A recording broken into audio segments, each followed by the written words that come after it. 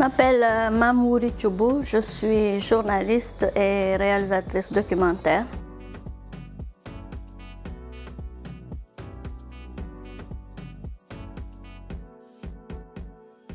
Bon, moi je suis originaire du Fouta, de Matam précisément, mais j'ai toujours vécu à Dakar. Et j'ai grandi en fait entre Tamba, Kolda et Dakar. Et j'ai fait des études de géographie avant d'aller vers le journalisme. Après quelques années dans la presse, je suis retournée à l'université pour faire une formation en réalisation documentaire.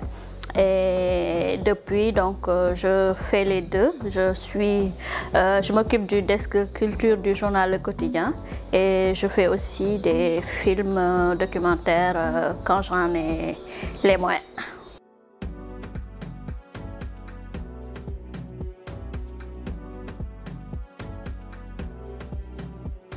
En fait, c'est surtout parce que le documentaire, c'est un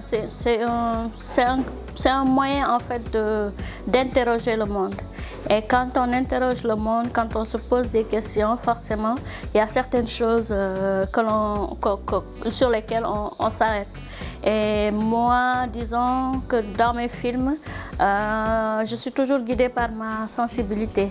Je fais mes films en fonction de mes ressentis, de mes expériences. Et c'est donc comme ça toujours, à chaque fois que je fais un film, c'est vraiment pour interroger notre société, pour interroger des faits de société qui me parlent, qui m'interpellent. Et voilà, comme je suis dans cette société, c'est aussi ça le rôle du documentariste, c'est de donner son point de vue sur quelque chose et surtout de permettre aux gens, de donner une base de discussion aux gens, parce que mon film c'est avant tout quelque chose qui va permettre aux gens de poser le débat sur quelque chose.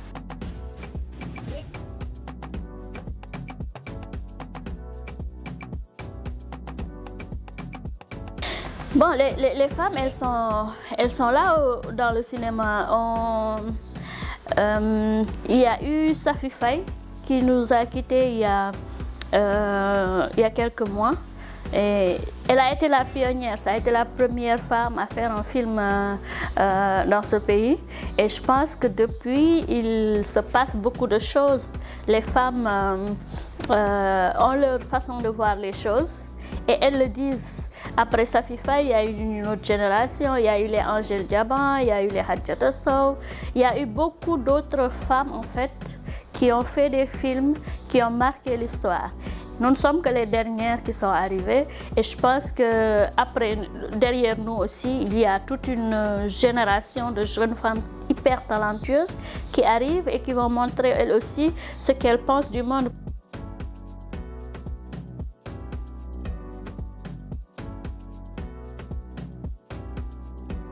Bon, mes expériences de journaliste, j'ai d'abord été correspondante à Matam. Je pense que c'est une de mes plus belles expériences parce que j'étais quand même loin de la rédaction. Et puis à ce moment-là, j'avais pas beaucoup d'expérience. Donc les sujets, je les traitais pratiquement d'instinct parce que je suis aussi quelqu'un qui n'a pas fait d'école de journalisme. Je me suis formée au journalisme un peu plus tard à l'université de Saint-Louis. Mais quand j'allais à Matam, j'y allais juste avec ma passion, mon envie de bien faire. Et ça a été une de mes plus belles expériences.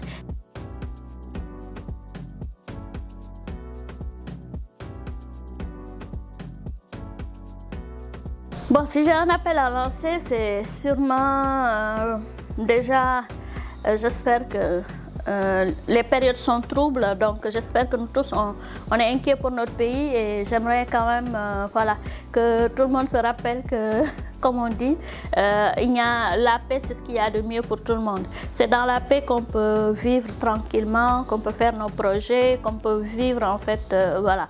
Et j'aimerais aussi inviter en fait ceux qui sont dans la... En fait, parce que dans le cinéma, notre principal problème, c'est surtout de trouver les moyens de faire nos films.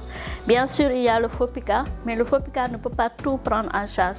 Ce n'est pas tous les cinéastes sénégalais qui vont avoir un financement du FOPICA. Donc, il faut qu'il y ait du mécénat dans ce pays. Je pense qu'il y a une loi qui a été adoptée, mais qui tarde encore à être mise en place. Donc il faut que les gens, les industriels, les patrons de ces entreprises-là, qu'ils puissent aussi penser que nous, notre travail que nous faisons, c'est aussi pour la société, c'est pour participer un peu à la bonne marche du pays.